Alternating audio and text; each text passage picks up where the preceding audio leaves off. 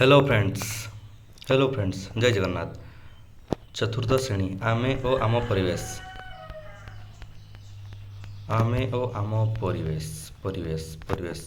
प्रथमे जानिबा महात्मा गांधी कौन कहिथिले। जगत मातांकर चरणरे अद्यावधि मु जेउ जेउ भेटी देउअछि सेगुड़िक मध्यरे मौलिक शिक्षा मते सबुठारु अधिक क्रांतिकारी और महत्वपूर्ण मने होउछि। एहाठारु अधिक महत्वपूर्ण और मूल्यवान भेटी ମୁଁ ଯେ ଜଗତ ସମ୍ମୁଖରେ ଥୋଇପାରିବି ତାହା ମୋର ପ୍ରତ୍ୟୟ ହେଉନାହିଁ। ଏଥିରେ ରହିଛି ମୋର ସମଗ୍ର ରଚନାତ୍ମକ କାର୍ଯ୍ୟକ୍ରମକୁ ପ୍ରୟୋଗାତ୍ମକ କରିବାର ଚାବିକାଠି। ଯେଉଁ ନୂଆ ଦୁନିଆ ପାଇଁ ମୁଁ ଛଟପଟ ହେଉଛି ତାହା ଏହିଥିରୁ ହିଁ ଉଦ୍ଭବ ବୋଲି କୁହାଯାଇପାରିବ ବା ହୋଇପାରିବ।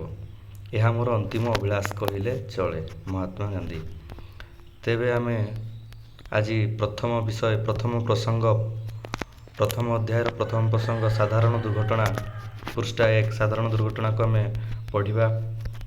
ତେବେ ସାଧାରଣ ଦୁର୍ଘଟଣା। ଦିନେ ମିଟୁ ସାଇକେଲରେ ଲିଟୁକୁ ବସାଇ ଖୁସି ଗପ କରି ଯାଉଥିଲା। ରାସ୍ତା ଆଡ଼େ ତା'ର ନଜର ନଥିଲା। ହଠାତ୍ ସେମାନଙ୍କ ଆଗକୁ କୁକୁରଟିଏ ଆସିଗଲା। ମିଟୁ ସାଇକେଲ ଅଟକାଇ ପାରିଲା ନାହିଁ। ସେମାନେ ତଳେ କଚାଡ଼ି ହୋଇ ପଡ଼ିଗଲେ।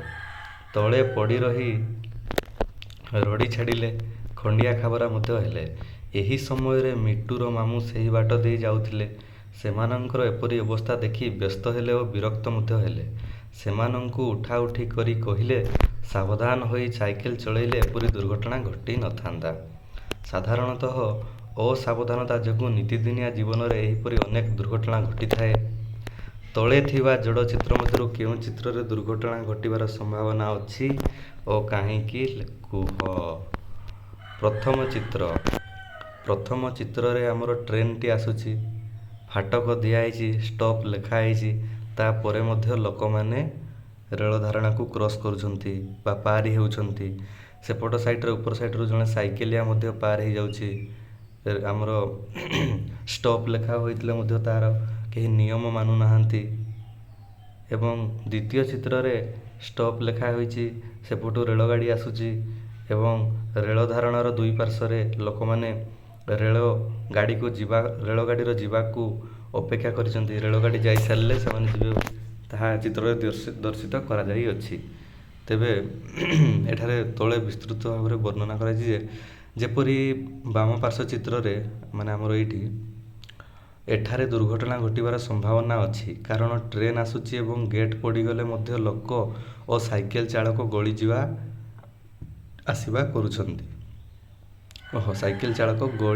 ଆସିବା କରୁଛନ୍ତି। ତେଣୁ ଦୁର୍ଘଟଣା ଘଟିବାର ସମ୍ଭାବନା ଅଛି। ଦ୍ୱିତୀୟରେ ଏଠାରେ ଦୁର୍ଘଟଣା ଘଟିବାର ସମ୍ଭାବନା ନାହିଁ, କାରଣ ଟ୍ରେନ୍ ଆସୁଥିବାର ଦେଖି ଲେଭେଲ୍ କ୍ରସିଂରେ ଗାଡ଼ି ଚାଳକ ଓ ଲୋକମାନେ ଟ୍ରେନ୍ ଯିବା ପର୍ଯ୍ୟନ୍ତ ଅପେକ୍ଷା କରିଛନ୍ତି। ପ୍ରତ୍ୟେକ ଧାଡ଼ିରେ ଥିବା ଚିତ୍ର ଦୁଇଟି ମଧ୍ୟରୁ କେଉଁଟି ତୁମର ପସନ୍ଦ ଓ କାହିଁକି। ପ୍ରଥମ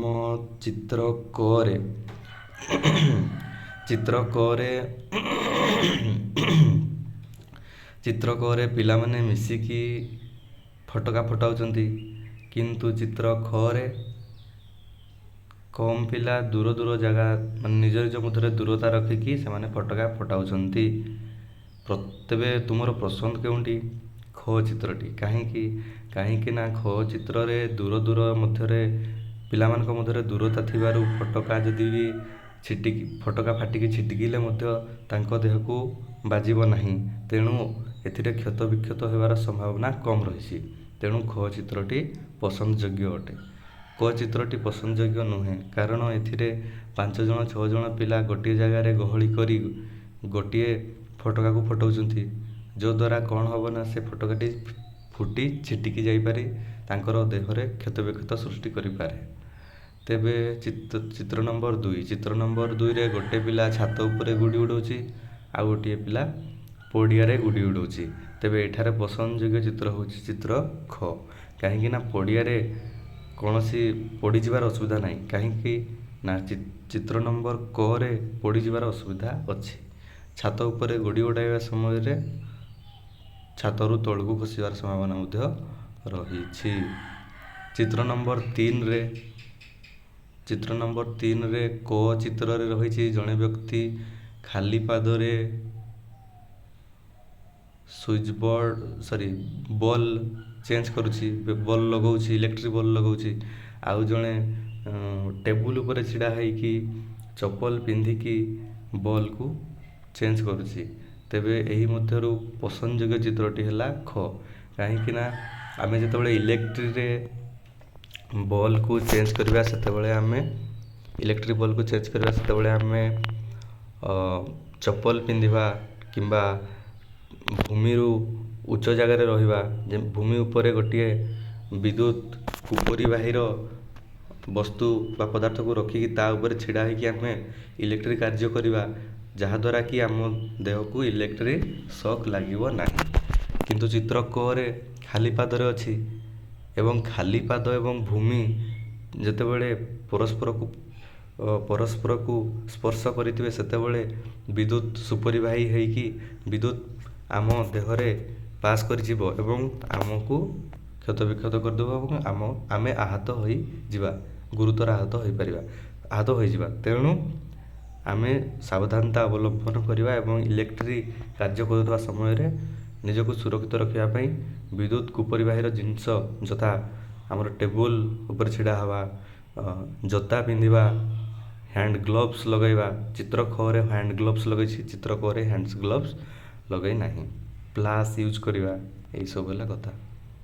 ଚିତ୍ର ନମ୍ବର 4ରେ ଦୁଇଟି ଚିତ୍ର ଅଛି, ଚିତ୍ର କ ଚିତ୍ର ଖ। ଚିତ୍ର କରେ ଲୋକଟି ଗୋଟିଏ ହାତରେ ବୁଡ଼ିଆଟିରେ କାଠଟିକୁ ପିଞ୍ଜୁଛି ଏବଂ ବାମ ହାତରେ ସେ କାଠଟିକୁ ପୁଣି ଧରିଛି। ଏଥିରେ କ୍ଷତବିକ୍ଷତ ହେବାର ସମ୍ଭାବନା ଅଧିକ ଅଛି, କାହିଁକିନା ଯଦି ଲକ୍ଷ୍ୟ ଏପଟ ସେପଟ ହେଲା, ଅନ୍ୟମନସ୍କ ହେଲା, ଅସାବଧାନତା ଯୋଗୁଁ ସେ ଲୋକଟିର ଆଙ୍ଗୁଠି ମଧ୍ୟ ଛିଡ଼ିଯିବାର ସମ୍ଭାବନା ରହିଛି। କିନ୍ତୁ ଚିତ୍ର ନମ୍ବର ଖରେ ଲୋକଟି କାଠଟିକୁ ଗୋଡ଼ରେ ମାଡ଼ିଛି ଏବଂ ତାର ବୁଡ଼ିଆର ଚୋଟଟି ଆଗକୁ ଯାଇ ପଡ଼ିବ। ତେଣୁ ଏଥିରେ କ୍ଷତବିକ୍ଷତ ହେବାର ସମ୍ଭାବନା ତିଳେ ମାତ୍ର ନାହିଁ। ତେଣୁ ଏହିସବୁ ଛୋଟ ମୋଟ ସାବଧାନତା ଆମକୁ ଅବଲମ୍ବନ କରିବାକୁ ହେବ। ତାପରେ ଚିତ୍ର ନମ୍ବର 5ରେ ଦୁଇଟି ବସ୍ ଅଛି। ଚିତ୍ର ନମ୍ବର କରେ ଗୋଟେ ବସ୍, ଚିତ୍ର ନମ୍ବର ଖରେ ଗୋଟେ ବସ୍। ତେବେ ଚିତ୍ର ନମ୍ବର କରେ ଯେଉଁ ବସ୍ଟି ଅଛି ସେଥିରେ କିଛି ଲୋକ ନୁହଁ, ବହୁତ ଲୋକ, ଗହଳିପୂର୍ଣ୍ଣ ବସ୍ ଯେଉଁଟା କୁହାଯିବ। ବସ୍ରେ ଯେତିକି ଜାଗା ନାହିଁ ତାଠୁ ଅଧିକ ଲୋକ ସେଥିରେ ବସିଛନ୍ତି ଏବଂ କିଛି ଲୋକ ଉପରେ ମଧ୍ୟ ବସିଛନ୍ତି, ବସ୍ କ୍ୟାବିନ୍ ଉପରେ ବସିଛନ୍ତି ଏବଂ କିଛି ବସ୍ ଦ୍ୱାରରେ ଛିଡ଼ା ହେଇଛନ୍ତି। ଆଉ କିଛି ବସ୍ର ବାହାରକୁ ହାତ ହଲାଉଛନ୍ତି ବାହାରକୁ, ଯାହାକି ଆମର ଟ୍ରାଫିକ୍ ନିୟମକୁ ମଧ୍ୟ ଉଲ୍ଲଙ୍ଘନ କରୁଅଛି। ଏବଂ ସେମିତି କରିବା ଦ୍ୱାରା କ'ଣ ହେବ ନା, ଯେକୌଣସି ଜାଗାରେ ଧରାଯାଉ ବସ୍ଟି ବ୍ରେକ୍ ମାରିଲା, ତେବେ କ୍ୟାବିନ୍ରେ ବସିଥିବା ଲୋକମାନେ ଆଗକୁ ଚିଟକି ଯିବାର ମଧ୍ୟ ସମ୍ଭାବନା ରହିଛି। ଏବଂ ଯଦି ଆମେ ବସ୍ରେ ବସିକି ଝରକାରେ ଆମର ହାତ ମୁଣ୍ଡକୁ ଧରାଯାଉ ଆମେ ବାହାର କରିବା, ତେବେ ସାଇଡ଼୍ରେ ସାମ୍ନା ପଟୁ ଆସୁଥିବା ଗାଡ଼ିର ସାଇଡ଼୍ରେ ବାଜି ଆମର ହାତ ଭାଙ୍ଗିଯିବାର ସମ୍ଭାବନା ଅଛି, ମୁଣ୍ଡ ଫାଟିଯିବାର ଚାନ୍ସ ଅଛି। ଏବଂ ଯଦି ଆମେ ଦ୍ୱାର ପାଖରେ ଛିଡ଼ା ହେବା ତେବେ ଆମ ତଳକୁ ଖସିଯିବାର ମଧ୍ୟ ସମ୍ଭାବନା ରହିଛି। ତେଣୁ ଆମେ ସାବଧାନତା ଅବଲମ୍ବନ କରିବା ଯେତେବେଳେ ଆମେ ବସ୍ରେ ଯିବା। ତେବେ ଚିତ୍ର ଖରେ ଦେଖିଥିବା କ'ଣ ଅଛି? ଚିତ୍ର ଖରେ ଏଠାରେ ଏହି ବସ୍ରେ ଯେତିକି ସିଟ୍ ସେତିକି ଲୋକ ହିଁ ଯାଉଛନ୍ତି, ଯାହା ଦୃଶ୍ୟମାନ ହେଉଛି। ଏବଂ କେହି ଲୋକ କ୍ୟାବିନ୍ରେ ବସିନାହାନ୍ତି, କେହି ଲୋକ ଦ୍ୱାର ମଧ୍ୟରେ ଛିଡ଼ା ହେଇନାହାନ୍ତି, କେହି ଲୋକ ବାହାରକୁ ହାତ କିମ୍ବା ମୁଣ୍ଡ ବାହାର କରିନାହାନ୍ତି। ତେଣୁ ଚିତ୍ର ଖଟି ହେଲା ପସନ୍ଦଯୋଗ୍ୟ। ବର୍ତ୍ତମାନ ଚିତ୍ର ନମ୍ବର 6ରେ ଦୁଇଟି ଚିତ୍ର ରହିଛି। ଗୋଟିଏ ଚିତ୍ରରେ ଗୋଟିଏ ବ୍ୟକ୍ତି ବାଇକ୍ ଚଳାଇବା ସହିତ ସେ ମୋବାଇଲରେ କଥା ମଧ୍ୟ ହେଉଛି ଏବଂ ଗୋଟିଏ ହାତରେ ବାଇକ୍କୁ ଚଳାଉଛି। ଏବଂ ଆଉ ଗୋଟିଏ ଚିତ୍ରରେ ସେ ବ୍ୟକ୍ତିଟି ନିଜ ବାଇକ୍କୁ ଫୋନ୍ ଆସିବା ସମୟରେ ଗୋଟିଏ ସାଇଡ଼ରେ ରଖି ଫୋନ୍ରେ କଥା ହେଇସାରି ସେ ବାଇକ୍କୁ ଚଳାଇବ, ଯାହା ଲାଗୁଛି। ତେଣୁ ଏହି ଦୁଇଟି ଚିତ୍ର ମଧ୍ୟରେ ଯଦି ପସନ୍ଦଯୋଗ୍ୟ ଚିତ୍ର କେଉଁଠି ଥାଏ, ତାହା ହେଉଛି ଚିତ୍ର ନମ୍ବର ଖ। କାହିଁକିନା ଆମେ ଯେତେବେଳେ ବାଇକ୍ରେ ଯାଉଅଛେ ସେତେବେଳେ ଆମେ ଯଦି ବାଇକ୍ରେ ଯିବା ସମୟରେ ଫୋନ୍ ଆସିଲେ ଆମେ ଗୋଟିଏ ରାସ୍ତାର ଏକ ପାର୍ଶ୍ୱରେ ଛିଡ଼ା ହେଇକି ବାମ ପାର୍ଶ୍ୱରେ ଛିଡ଼ା ହେଇକି ଫୋନ୍ରେ ଆମେ କଥା ହୋଇସାରିବା, ତାପରେ ପୁଣି ଆମେ ଆମର ଗନ୍ତବ୍ୟସ୍ଥଳକୁ ଆଗେଇ ଯିବା, ଯାହାଦ୍ୱାରା କି ଆମେ ସୁରକ୍ଷିତ ରହିପାରିବା। ଯଦି ଆମେ ତାହା ନକରି ଆମେ ଗୋଟିଏ ହାତରେ ମୋବାଇଲ ଫୋନ୍କୁ ଧରିକି କଥା ହେବା, ଫୋନ୍ରେ କାନରେ ଦେଇକି କଥା ହେବା ଏବଂ ଆଉ ଗୋଟିଏ ହାତରେ ନିଜର ବାଇକ୍କୁ ସମ୍ଭାଳିବା, ଆକ୍ସେଲରେଟ୍ କରିବା, ତାହାଦ୍ୱାରା ଆମର ଗୋଟିଏ ସମୟରେ ଦୁଇଟି କାମ ଆମେ କରୁଥିବା ହେତୁ ଅନ୍ୟମନସ୍କ ନିହାତି ଆସିବ। ଅନ୍ୟମନସ୍କ ହୋଇ ଆମେ ଅସାବଧାନତା ଯୋଗୁଁ ରାସ୍ତାରେ ଦୁର୍ଘଟଣା ମଧ୍ୟ ଘଟିପାରେ, ଯଦ୍ୱାରା ଆମେ ଗୁରୁତର ଆହତ ମଧ୍ୟ ହୋଇପାରିବା ଏବଂ ଜୀବନ ମଧ୍ୟ ଚାଲିଯାଇପାରେ। ତେଣୁ ଏହିସବୁ ଛୋଟ ମୋଟ ଭୁଲକୁ ଆମେ ସୁଧାରିବାକୁ ହେବ ଏବଂ ଏହି ଦୁଇଟି ଚିତ୍ର ମଧ୍ୟରୁ କେଉଁଟି ଯଦି ପସନ୍ଦଯୋଗ୍ୟ ବଛାଯାଏ, ତେବେ ତାହା ହେଉଛି ଚିତ୍ର ନମ୍ବର ଖ, ଯାହାକି ପସନ୍ଦଯୋଗ୍ୟ। ତାପରେ ଚିତ୍ର ନମ୍ବର 7। ଚିତ୍ର ନମ୍ବର 7ରେ ଦୁଇଟି ବାଳକ, ସେମାନେ ସାଇକେଲ ଦୁଇଟି ଚଲାଉଛନ୍ତି। ଜଣେ ବାଳକ ହାତ ଛାଡ଼ିକି ଚଲାଉଛି, ଆଉ ଜଣେ ବାଳକ ହ୍ୟାଣ୍ଡେଲରେ ହାତ ଧରିଛି। ତେବେ ଆମେ ଯେତେବେଳେ ସାଇକେଲ ଚଳାଇବା, ସେତେବେଳେ ସାଇକେଲର ହ୍ୟାଣ୍ଡେଲକୁ ଛାଡ଼ିକି କେବେ ଚଲାଇବା ନାହିଁ, କାହିଁକିନା ସାଇକେଲର ହ୍ୟାଣ୍ଡେଲକୁ ଆମେ ଛାଡ଼ିକି ଚଲାଇଲେ ରାସ୍ତା ସବୁବେଳେ ସମାନ ଥିବ ବୋଲି କିଛି ମାନେ ନୁହଁ।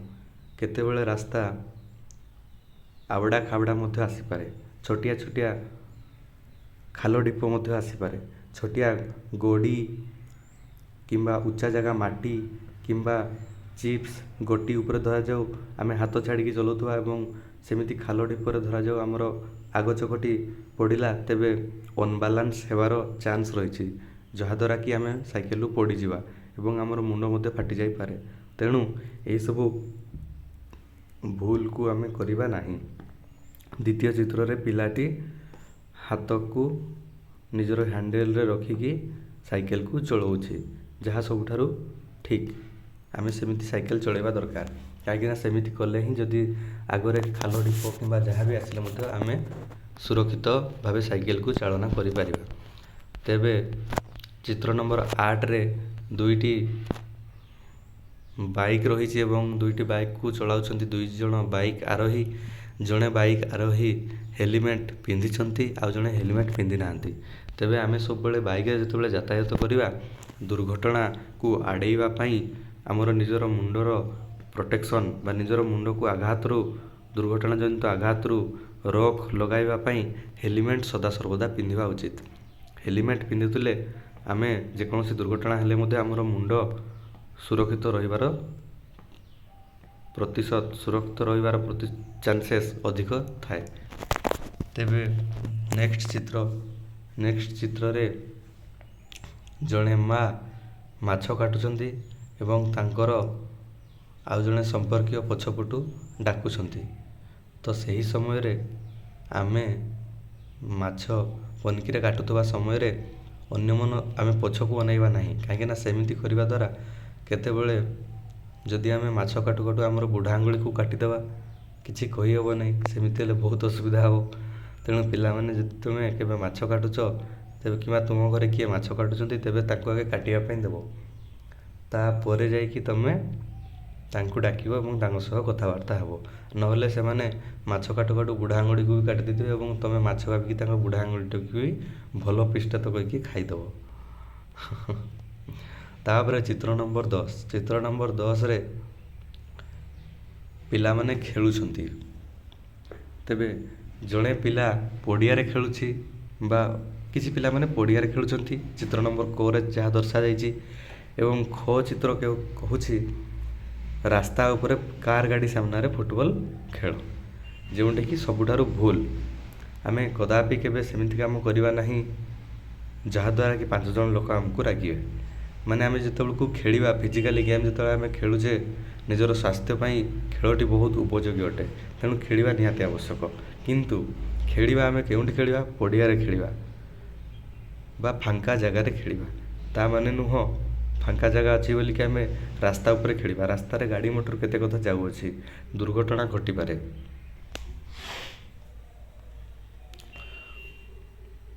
ତାପରେ ଆସିଲା ଚିତ୍ର ନମ୍ବର 11। ଚିତ୍ର ନମ୍ବର 11ରେ ଦୁଇଟି ଚିତ୍ର ରହିଛି। ଜଣେ ଲୋକ ଗୋଟିଏ ଖୋଲା କୂଅରେ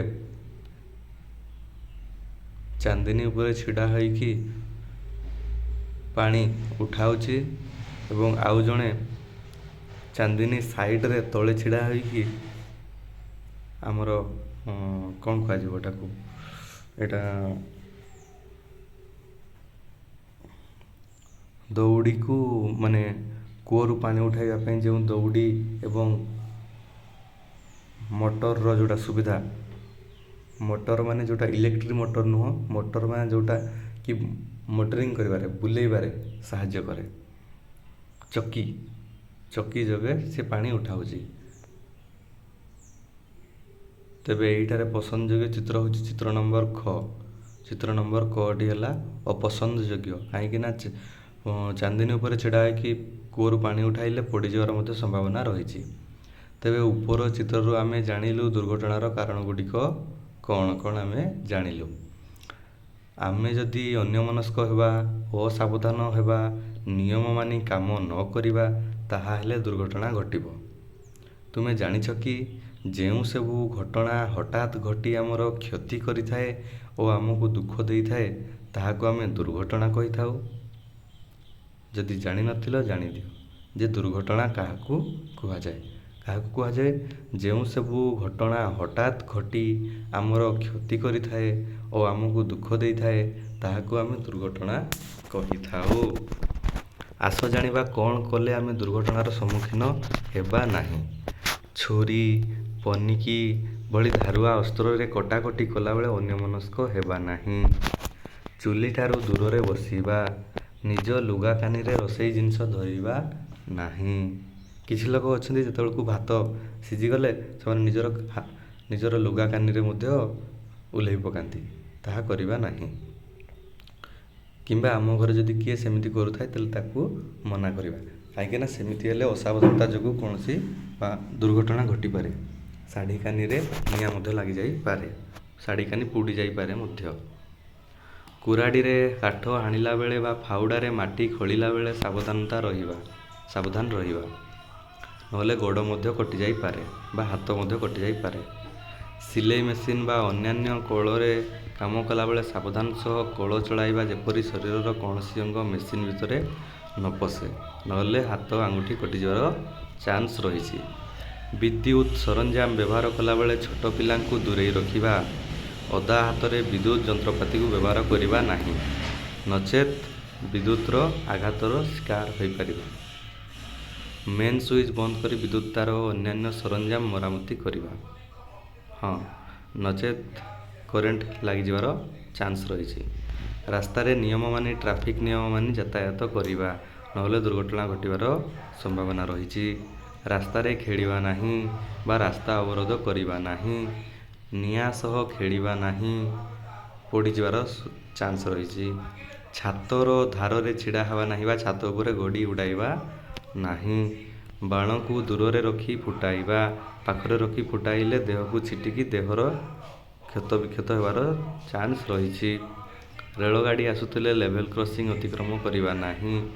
ଫାଟକ ବନ୍ଦ ଥିଲେ ଖୋଲିବା ଯାଏଁ ଅପେକ୍ଷା କରିବା, ଯାହାକି ଆମର ଦୁର୍ଘଟଣାକୁ ଆଡ଼େଇ ଦେଇପାରିବ। ଆମେ ଯଦି ଅନ୍ୟମନସ୍କ ନ ହେବା, ଟିକିଏ ସାବଧାନ ହେବା, ନିୟମ ମାନି କାମ କରିବା, ତାହେଲେ ଦୁର୍ଘଟଣା ଘଟିବ ନାହିଁ। ଦୁର୍ଘଟଣାର ପରବର୍ତ୍ତୀ ପ୍ରାଥମିକ ପଦକ୍ଷେପ। ଦୁର୍ଘଟଣା ପରେ ଦୁର୍ଘଟଣାଗ୍ରସ୍ତ ବ୍ୟକ୍ତିଙ୍କୁ ଉପଯୁକ୍ତ ଚିକିତ୍ସା ପାଇଁ ଡାକ୍ତରଖାନା ନେବା ପୂର୍ବରୁ କେତେକ ସାଧାରଣ ଚିକିତ୍ସା ବ୍ୟବସ୍ଥା କରିବାକୁ ପଡ଼ିଥାଏ, ଯାହାଫଳରେ ଲୋକଟିର ଦେହ ଅଧିକ ଖରାପ ହେବ ନାହିଁ। ଏପରି ଚିକିତ୍ସାକୁ ପ୍ରାଥମିକ ଚିକିତ୍ସା କୁହାଯାଏ। ତେବେ ପିଲାମାନେ କହିଲ, ପ୍ରାଥମିକ ଚିକିତ୍ସା କାହାକୁ କୁହାଯାଏ? ଦୁର୍ଘଟଣା ପରେ ଦୁର୍ଘଟଣାଗ୍ରସ୍ତ ବ୍ୟକ୍ତିଙ୍କୁ ଉପଯୁକ୍ତ ଚିକିତ୍ସା ପାଇଁ ଡାକ୍ତରଖାନା ନେବା ପୂର୍ବରୁ କେତେକ ସାଧାରଣ ଚିକିତ୍ସା ବ୍ୟବସ୍ଥା କରିବାକୁ ପଡ଼ିଥାଏ, ଯାହାଫଳରେ ଲୋକଟିର ଦେହ ଅଧିକ ଖରାପ ହେବ ନାହିଁ ଏବଂ ଏପରି ଚିକିତ୍ସାକୁ ପ୍ରାଥମିକ ଚିକିତ୍ସା କୁହାଯାଏ। ଉପର ଶ୍ରେଣୀରେ ଏ ବିଷୟରେ ଅଧିକ ଜାଣିବା, ତଥାପି ଆମେ ବର୍ତ୍ତମାନ କେତୋଟି ସହଜ ପ୍ରାଥମିକ ଚିକିତ୍ସା ସମ୍ପର୍କରେ ଏଠାରେ ଆଲୋଚନା କରିବା। ଖଣ୍ଡିଆ ହୋଇଥିବା ସ୍ଥାନରୁ ରକ୍ତ ବାହାରୁଥିଲେ ତାକୁ କନାରେ ବାନ୍ଧି, ସେହି କ୍ଷତ ସ୍ଥାନକୁ କନାରେ ବାନ୍ଧି ରକ୍ତ ବହିବା ବନ୍ଦ କରିବାକୁ ଚେଷ୍ଟା କରିବା। ହାଡ଼ ଭାଙ୍ଗି ଯାଇଥିଲେ ସେହି ଭଙ୍ଗା ହାଡ଼କୁ କାଠ ପଟା ଦେଇ ବାନ୍ଧି ହଲଚଲ ନ କରି ଡାକ୍ତରଙ୍କ ପାଖକୁ ପଠାଇ ଦେବା। ପୋଡ଼ି ଯାଇଥିବା ଅଂଶକୁ ଥଣ୍ଡା ପାଣିରେ ପୋଡ଼ା ଜଳା କମିବା ପର୍ଯ୍ୟନ୍ତ ବୁଡ଼ାଇ ରଖିବା। ତୁଟକା ଚିକିତ୍ସା ନକରି ଶୀଘ୍ର ଡାକ୍ତରଙ୍କ ପାଖକୁ ନେଇଯିବା। ତୁଟକା କରିଦେବା, ନହେଲେ ଗାଁ ମାନଙ୍କରେ କୁହନ୍ତି ଯେ ତୁଟକା ଯଦି କରିଦେବ ତ ସେଟା ଠିକ୍ ହେଇଯାଏ, ଏତେ ଖାଲି ଡାକ୍ତରଖାନା ନେଲେ ଯାଇକରି। ସେମିତି ନାହିଁ, ସେମିତି ହେଲେ ଅସୁବିଧା ଅଛି। ଆପଣ ସାଙ୍ଗେ ସାଙ୍ଗେ ପୋଡ଼ି ଯାଇଥିବା ଜାଗାରେ ଥଣ୍ଡା ପାଣି ଦେଇଦେବେ, ନଚେତ୍ ଆମର କୋଲଗେଟ୍ ଯଦି ବି ଲଗେଇଦେବେ ତାହେଲେ ଆମର ପୋଡ଼ା ଜଳା କମିଯିବ। ଆଉ ତୁଟକା କରିକି ଥିବ ବୋଲେ ପରେ ଫଟକା ହେଇକରି ଜୀବନ ଯିବାର ଚାନ୍ସ ଅଛି ଏବଂ ଅସୁବିଧା ହେବାର ଚାନ୍ସ ଅଛି। ତେବେ ଏହିଭଳି ତୁମ ଦୈନନ୍ଦିନ ଜୀବନରେ ଜାଣିଥିବା ବା ଶୁଣିଥିବା ଦୁର୍ଘଟଣା ଗୁଡ଼ିକ ବର୍ଣ୍ଣନା କର ଏବଂ ନିମ୍ନସ୍ଥ ସାରଣୀରେ ସେହି ଦୁର୍ଘଟଣା ପରେ କି ପ୍ରାଥମିକ ପଦକ୍ଷେପ ଗ୍ରହଣ କରିବ ଲେଖ। ଦୁର୍ଘଟଣା ବର୍ଣ୍ଣନା, କି ପ୍ରାଥମିକ ପଦକ୍ଷେପ ନିଆଯିବ। କାନ୍ଥରେ କଣ୍ଟା ବାଡ଼ାଇବା ସମୟରେ ହାତୁଡ଼ିର ପାହାରରେ ହାତରେ ବାଜି ଚମଡ଼ା ତଳେ ରକ୍ତ ଜମାଟ ବାନ୍ଧିଛି, ତାହେଲେ କ'ଣ କରିବ? କ୍ଷତ ସ୍ଥାନରେ ବରଫ ବା ଥଣ୍ଡା ପାଣି ଦିଆଯିବ। ଆଚ୍ଛା,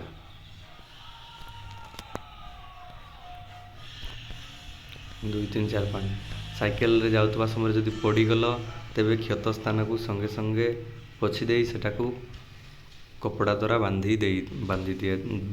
ବାନ୍ଧି ଦେବ, ଯଦ୍ୱାରା ରକ୍ତ ବନ୍ଦ ହେବ ଏବଂ ପରେ ଡାକ୍ତରଖାନାକୁ ନେବ। 3,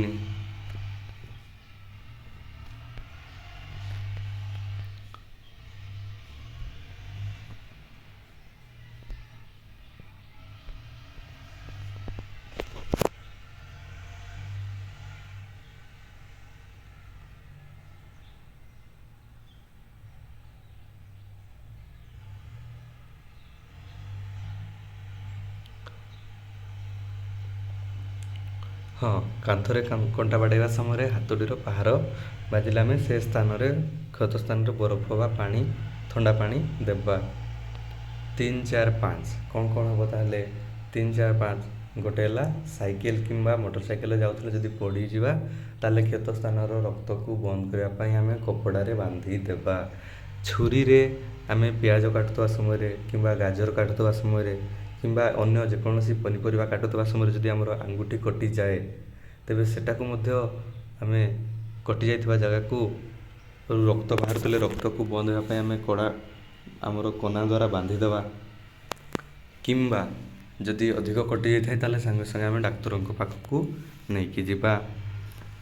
ସେଭଳିଆ କଣ୍ଟା ଯଦି ଆମେ ଯାଉଥିବା ସମୟରେ ଧରାଯାଉ କୁଳି ଗଛ ଦେଖିଛ ନା ପିଲେ? କୁଳି ଗଛରେ ଧରାଯାଉ ଆମେ କୁଳି ଖାଉଥିବା ସମୟରେ ଧରାଯାଉ ଯେମିତି ତଳେ କୁଳି କଣ୍ଟା ଥିଲେ କିମ୍ବା ବେଲଗଛ ତଳେ ବେଲ କଣ୍ଟା ଥିଲେ ପାଦରେ ପଡ଼ିଗଲେ ବହୁତ କଷ୍ଟ ଲାଗେ। ତ ସେହି ସମୟରେ ଆମେ କ'ଣ କରିବା ନା, ଚେଷ୍ଟା କରିବା ଯଦି କଣ୍ଟା ବାହାରି ଯାଉଛି ତ ଭଲ କଥା, ବାହାରି ଯାଇକି ସେଠାରେ ଆମେ ପ୍ରାଥମିକ ଚିକିତ୍ସା ଭାବରେ ପାଖରେ ଥିବା ଆମର ଆଗରେ ଗୋଟେ ବିଶଲ୍ୟକରଣୀ ବୋଲି ଗୋଟେ ଗଛଟା ମିଳୁଥିଲା ଆମର, ଏବେ ବି ପ୍ରାୟ ଜାଗାରେ ଅଛି। ବିଶଲ୍ୟକରଣୀ ନା ନାହିଁ ତ ଜାଣିନାହିଁ, କିନ୍ତୁ ସେଇ ଗଛଟାର ରସଟାକୁ ଆମେ ଦେଇ ଦେଉଥିଲୁ। କିମ୍ବା ଆମର ନିଜର ଛେପଟିକୁ ବି ଧରାଯାଉ ସେଠି ଦେଇଦେବ, ତାହେଲେ ତାହା ମଧ୍ୟ ଗୋଟେ ଭଲ ଅଏଣ୍ଟମେଣ୍ଟ ଭଳିଆ କାମ କରିଥାଏ। ତେବେ ଏଇସବୁ ରହିଲା କଥା। ତାପରେ କ'ଣ ରହିଛି? ପ୍ରାଥମିକ ଚିକିତ୍ସା ବାକ୍ସ। ଏଇଟା ହେଉଛି ପ୍ରାଥମିକ ଚିକିତ୍ସା ବାକ୍ସ, ଯେଉଁଠାରେ ଗୋଟିଏ ବ୍ୟାଣ୍ଡେଜ୍ ରହିଥିବ, ମଲମ ରହିଥିବ, କିଛି ନର୍ମାଲ ସାଧାରଣ ORS ପ୍ୟାକେଟ୍ ଏବଂ ବଟିକା ରହିଥିବ ଏବଂ କିଛି ଡ୍ରେସିଂ କରିବା ପାଇଁ କଇଁଚି, ବ୍ୟାଣ୍ଡେଜ୍, କପଡ଼ା, ତୁଳା ଇତ୍ୟାଦି ରହିଥିବ, ମଲମ ଆଉ ଗୋଟିଏ ଇଞ୍ଜେକ୍ସନ୍ ଆଉ ଟିଟି ଦେବା ପାଇଁ ଆଉ। ତାପରେ ହେଲା ଅଭ୍ୟାସ। ତେବେ ଏହା ଥିଲା ଆମର 4ର୍ଥ ଶ୍ରେଣୀ ସାମାଜିକ ବିଜ୍ଞାନ ବହିର ଆମେ ଓ ଆମ ପରିବେଶ ବହିର ପ୍ରଥମ ଅଧ୍ୟାୟ ବା ପ୍ରଥମ ପ୍ରସଙ୍ଗଟି ଥିଲା କ'ଣ ନା? ପ୍ରସଙ୍ଗଟି ଥିଲା ସାବଧାନତା ହେଲେ ହିଁ ଦୁର୍ଘଟଣାରୁ ଆମେ ରକ୍ଷା ପାଇପାରିବା। ପ୍ରଥମ ଅଧ୍ୟାୟ ହେଲା ସାଧାରଣ ଦୁର୍ଘଟଣା। ତେବେ ସାଧାରଣ ଦୁର୍ଘଟଣା ବିଷୟଟି ପ୍ରଥମ ଅଧ୍ୟାୟଟି 4ର୍ଥ ଶ୍ରେଣୀର କେମିତି ଲାଗିଲା ପିଲାମାନେ କମେଣ୍ଟ କରିକି ନିହାତି ଜଣାନ୍ତୁ ଏବଂ ଏହିପରି ଭାବରେ ଆମର ୟୁଟ୍ୟୁବ୍ ଚ୍ୟାନେଲ୍ ସହିତ ଯୋଡ଼ି ହୋଇ ରୁହନ୍ତୁ ଏବଂ ପ୍ରତିଦିନ ଗୋଟିଏ ବିଷୟ ଆମ ସହିତ ପଢ଼ନ୍ତୁ। ମୁଁ ତୁମକୁ ପଢ଼ଉନି ରେ ପିଲେ, ମୁଁ ପଢ଼ୁଛି, ତମେମାନେ ମଧ୍ୟ ମୋ ସହ ଶୁଣୁଛ, ପଢ଼ୁଛ। ଏତିକି ହେଲା କଥା। ତେବେ ରହିଲି, ପୁଣି ଆଉ ଗୋଟେ ନୂଆ ବିଷୟ ସହିତ ଆପଣମାନଙ୍କ ସହିତ ଦେଖା ହେବା ଏବଂ ପଢ଼ିବା।